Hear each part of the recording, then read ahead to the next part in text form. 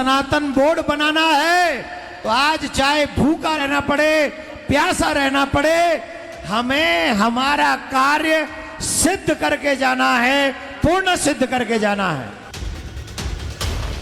एक दिन ऐसा होगा कि जैसे राम जन्मभूमि मंदिर बनकर तैयार हो गया, वैसे ही एक दिन सनातन बोर्ड बनकर तैयार हो जाएगा।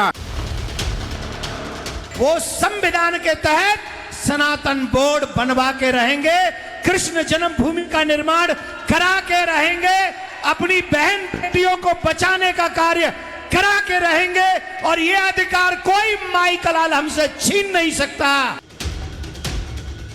आज मुस्लिम वक्फ बोर्ड के नाम पर भारत में इतनी जमीनें मुसलमानों की ओर से हो गई हैं कि आगे आने वाले दिनों में यदि वो खड़े होकर कह दे कि ये मंदिर मुस्लिम वक्फ बोर्ड का है, आप उसको रोक नहीं पाएंगे। 16 नवंबर को सनातन बोर्ड के लिए दिल्ली में धर्म संसद हुई। अब 24 नवंबर को वक्फ बोर्ड के लिए जमीयत का जलसा होगा। सनातन बोर्ड वर्सेस वक्फ बोर्ड की बहस का ये फाइनल एपिसोड होने वाला है। इसके बाद संसद सत्र में मोदी सरकार बड़ा कदम उठाने वाली है। कान खोलकर सुन लो, आप शरद राव और राहुल बाबा जितना विरोध करना है वो करो, मोदी जी वक्फ का कानून बदल कर रहेंगे। तो सवाल यह है, क्या वक्फ बोर्ड का वक्त अब खत्म होने वाला है? महाराष्ट्र और झारखंड के चुनावी नतीजों के फौरन बाद क्या वक्फ में संशोधन हो जाएगा? पूरी डिटेल तथ्यों के साथ बताएंगे, मगर पहले ये समझिए कि दिल्ली में हुई धर्म संसद का रिजल्ट क्या निकला। सनातन धर्म के हितों की चर्चा के लिए दिल्ली में संत एकजुट हुए। अयोध्या, मथुरा, काशी से लेकर हिंदुओं के मौजूदा हालात पर जिक्र हुई, लेकिन सबसे ज्यादा जिक्र हुआ सनातन बोर्ड का। वक्फ बोर्ड की तर्ज पर हिंदू संस्कृति और मंदिरों की रक्षा के लिए सनातन बोर्ड की मांग जोर शोर से उठाई गई और इसके लिए हिंदुओं से उनका समर्थन भी मांगा गया। दावा किया गया कि 500 से ज्यादा अधिक जिलों में सनातन न्यास का ऑफिस खोला जाएगा। इसके बाद सांसद और विधायकों से सनातन बोर्ड बनाने की मांग की जाएगी।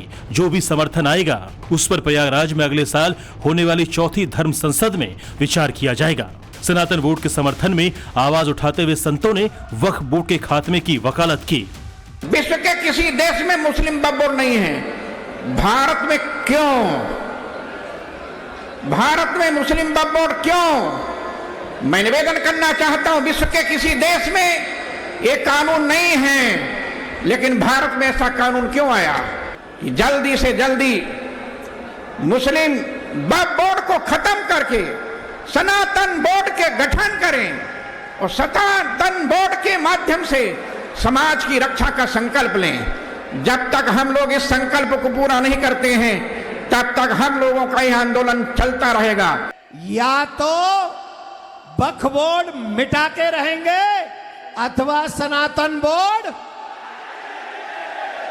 अब कह रहे होंगे कई लोग कि आप वक्फ बोर्ड से जलते हो ना, हम वक्फ बोर्ड से नहीं जलते, हम तो संविधान का सम्मान करना चाहते हैं। कुछ लोगों ने 1954 में संविधान का अपमान किया था, जिन्होंने वक्फ बोर्ड बना दिया और सनातन बोर्ड नहीं बनाया। सनातन बोर्ड बनेगा तो संविधान का सम्मान होगा, संविधान का सम्मान। जब तक सनातन बोर्ड का गठन नहीं हो जाएगा तब तक शांत नहीं बैठेंगे। याद रखिए, न पद चाहते हैं न प्रतिष्ठान चाहते हैं, हम तो सुरक्षित बस हिंदुस्तान चाहते हैं। सनातन बोर्ड का गठन कब होगा, होगा भी या नहीं होगा, ये भविष्य के गर्त में छिपा है। लेकिन एक बात क्लियर है, वक्फ बोर्ड को लेकर जरूर अगले कुछ दिनों में निष्कर्ष निकल आएगा, क्योंकि 25 नवंबर से संसद का शीतकालीन सत्र शुरू हो रहा है और 29 नवंबर तक वक्फ पर बनी जेपीसी को अपनी रिपोर्ट संसद में पेश करनी है।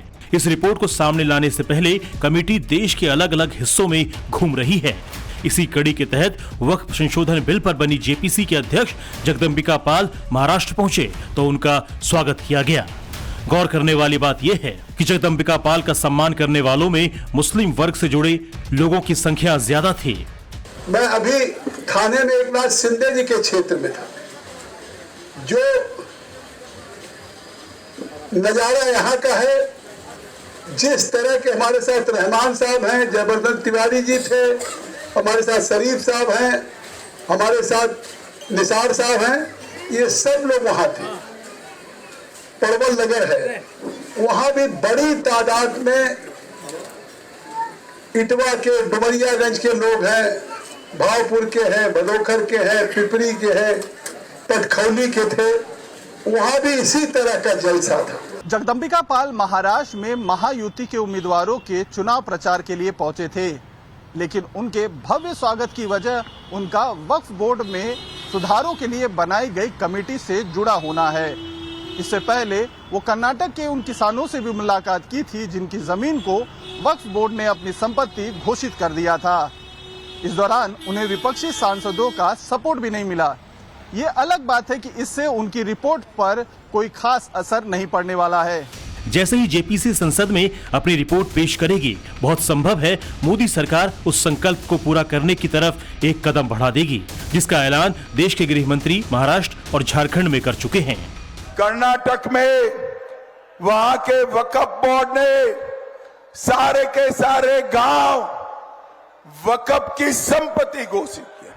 500 साल पुराने मंदिर, किसानों की भूमि, किसानों के घर वक्फ की संपत्ति हो गए।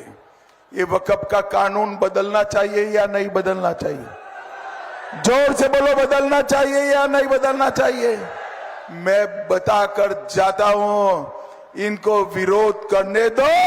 संसद में वक्फ का कानून बदलने का हम जरूर काम करेंगे, जरूर। संसद का शीतकालीन सत्र बहुत ज्यादा हॉट रहने वाला है और इसमें भी कोई दो राय नहीं। जिस तरह का एंटी मोदी माहौल बनाने की कोशिश हो रही है, उसी तरह का रवैया विपक्ष का भी रहने वाला है। मौलाना ब्रिगेड भी इसके लिए खुद को तैयार कर रही है। मुस्लिम उलेमा से जुड़े लोग 24 नवंबर को दिल्ली में विरोध करेंगे। वहीं जमीयत उलेमा हिंद भी 24 नवंबर को पटना में बड़ी रैली करने वाला है। दोनों का मकसद एक ही है, वक्फ बोर्ड के समर्थन में लामबंदी करना और केंद्र सरकार के फैसले से नाराजगी जाहिर करना। मैंने बार बार कहा कि वक्फ बोर्ड किसी भी प्रॉपर्टी को वक्फ डिक्लेयर करने का अधिकार नहीं रखता। वक्फ प्रॉपर्टी वही होगी जिस प्रॉपर्टी के ओनर ने उसको उसकी ओनरशिप के हिसाब से वक्फ किया होगा। तो ये मिथ्या प्रचार है। इस मिथ्या प्रचार के सहारे, ये झूठ के सहारे पूरे लोगों को बरगलाना चाहते हैं, फुसलाना चाहते हैं। कल ये बार बार ये प्रचार हो रहा था कि साहब वक्फ बोर्ड जिस जमीन को चाहे उस जमीन को वक्फ बोर्ड डिक्लेयर कर देता है। जहां 4 नमाज पढ़ी और आपने नमाज 4 नफल पढ़ी और आपने उसे वक्फ बोर्ड डिक्लेयर कर दिया, तो मैंने कहा भाई यहाँ मैं खड़े होकर पढ़ लेता हूँ, तो इसे वक्फ बोर्ड डिक्लेयर करा दो। ऐसा नहीं है, ऐसा नहीं है। सब मिथ्या प्रचार है। वक्फ के कानून ला करके वक्फ की सारी प्रॉपर्टियों को खुर्द-बुर्द करने की तैयारी है। और मैं कहता हूं, तुम आओ, 24 तारीख को ये बात होगी, ये दिखाया जाएगा कि आज हम पूरे अमन के साथ आए हैं, हाथ में तिरंगा लेकर आए हैं, कानून अपने हाथ में नहीं लिया है, कानून के दायरे में आए हैं। लेकिन अगर हमारी बातें नहीं मानी गई तो 15 दिन के बाद फिर आएंगे और उस दिन तुम्हारी जिम्मेदारी होगी, उस दिन हम अपने तरीके से आएंगे। आप जयपुर से चलो तो दिल्ली तक जाम होना चाहिए। इस अंदाज में अगर निकलोगे तो तुम्हारी सुनी जाएगी। ये ऐसी तादाद में निकलो, तुम दिखाओ कि हमारी तादाद को छुपाते हो। जिस दिन हम सड़कों पर आएंगे तो तुम्हारी रूह कांप जाएगी और तुम हमारी बात सुनने पर मजबूर हो जाओगे। वैसे तौकीर रजा की हसरतों को आईना दिखाने के लिए जगदम्बिका पाल ने जेपीसी की एक और बैठक बुलाई है। 21 नवंबर को दिल्ली के संसद भवन में 26वीं बैठक होगी। इस दौरान अल्पसंख्यक मामलों का मंत्रालय समिति के सामने प्रेजेंटेशन देगा। कैसे वक्फ बोर्ड आम नागरिकों की जमीन को वक्फ की संपत्ति बता देता है, इस बैठक में इस पॉइंट को भी समझा जाएगा। बहुत मुमकिन है असदुद्दीन ओवैसी भी इसमें मौजूद रहेंगे, क्योंकि जेपीसी का वो भी अहम हिस्सा हैं। मेरे अजीज दोस्तों और बुजुर्गों, इस कानून के खिलाफ हमको और आपको खड़े होना है और मुझे यकीन है कि अगर ये बिल हुकूमत नरेंद्र मोदी लेकर आएगी तो एक बात तो यकीन के साथ कहूंगा मैं, जो एहतजाज CAA में हुआ उससे डबल एहतजाज पूरे भारत में होगा। सुन लो नरेंद्र मोदी, इंशाअल्लाह ताला। ये बिल को हम नहीं मानते, ये बिल हमारी मस्जिदों को छीनना चाहेगा। वक्फ बोर्ड के लिए माहौल बनाने वालों में असदुद्दीन ओवैसी अकेले नहीं हैं। AIUDF के बदरुद्दीन अजमल, जमीयत उलेमा संगठन के अरशद मदनी, मजलिस उलेमा हिंद के मौलाना सैयद कल्बे जवाद, इंडियन मुस्लिम कांग्रेस के मौलाना तौकीर रजा और अंजुमन इंतजामिया कमेटी के SM यासीन। ऐसे मौलानाओं और सियासतदानों की लिस्ट बहुत लंबी है जो गली गली नैरेटिव सेट कर रहे हैं और मोदी सरकार को एंटी मुसलमान बताने पर तुले हुए हैं। लेकिन धर्म गुरुओं की राय मोदी सरकार को लेकर इनसे बिल्कुल जुदा है। दलील ये है कि जब वक्फ बोर्ड की आय में किसी तरह की ट्रांसपेरेंसी नहीं, मस्जिदों, मदरसों और चर्चों पर किसी तरह की निगरानी नहीं, तो फिर मंदिरों को लेकर ही क्यों बार बार शुचिता की बात आती है। इसीलिए सनातन बोर्ड की मांग की जा रही है। हम भारत सरकार से चाहेंगे, जब वक्फ बोर्ड हो सकता है तो सनातन हिंदू बोर्ड क्यों नहीं हो सकता है, और मंदिरों को उनके अधीन करके षड्यंत्र रचने वाले, प्रपंच रचने वाली सभी ताकतों पर तत्क्षण रोक लगाकर हिंदू बोर्ड बनाए जाने की हम पूर्ण रूप से मांग कर रहे हैं। और ये हिंदुओं की सहनशीलता देखकर हमारा तो खून उबाल खा रहा कि हम लोगों के देखते हुए वो कितने बड़े बड़े प्रपंच रचने। आज मोदी ने वक्फ का कानून लेकर आए हैं, जो बिल लाए हैं पार्लियामेंट में पेश किया गया। मैं बता रहा हूं आपको जिम्मेदारी के साथ, अगर खुदा ना खास्ता लाखों बार वो बिल कानून बनेगा तो फिर हमारी मस्जिदें छीन ली जाएंगी, दरगाहें छीन ली जाएंगी, कब्रिस्तान को खत्म कर दिया जाएगा, ईदगाहें नहीं बरकरार रहेंगी। असल में ओवैसी जो नैरेटिव सेट करना चाहते हैं, हकीकत वैसी बिल्कुल भी नहीं है, बल्कि सच्चाई इसके बिल्कुल उलट है। वक्फ की संपत्ति जिला मजिस्ट्रेट के दफ्तर में रजिस्टर्ड करानी होगी। संपत्ति से होने वाली आमदनी की जांच का प्रावधान होगा। सिर्फ मुस्लिम ही वक्फ संपत्ति बना सकेंगे। वक्फ बोर्ड में राज्यसभा और लोकसभा के 3 सांसद होंगे। वक्फ बोर्ड में कम से कम 2 मुस्लिम महिला सदस्य रहेंगी। संशोधन के बाद विवाद की स्थिति में कोर्ट में अपील की जा सकेगी। एक तरह से कहें तो वक्फ की बेहिसाब मनमानी पर रोक लग जाएगी। जिस जमीन को चाहा उसे वक्फ की संपत्ति घोषित करना आसान नहीं रहेगा, और इसी बात से चिढ़े हुए हैं मौलाना और कई सियासतदान। यह हमारे लिए जिंदगी और मौत का मसला है और हमें हर कीमत पर इसको रोकना चाहिए, और हुकूमत से यह बात कहनी चाहिए कि हम कानून के दायरे में रहते हुए पुरअमन तरीके पर एहतजाज की जितनी शक्लें हो सकती हैं हम उन तमाम शक्लों को अख्तियार करेंगे। अगर ज़रूरत पड़ेगी तो इस मुल्क का मुसलमान जेलों को इस तरह भर देगा कि हुकूमत को मुजरिमीन को रखने के लिए जगह बाकी नहीं है। हम इस कानून की मुखालफत में किसी की जान लेंगे तो नहीं, ये तो हमारे दीन ने मना किया, लेकिन ज़रूरत पड़ेगी तो हम अपनी जान देने से भी गुरेज नहीं करेंगे। मोदी सरकार वक्फ बोर्ड के अधिकारों पर कैची चलाना चाहती है और इसके लिए 44 संशोधनों का प्लान रेडी है।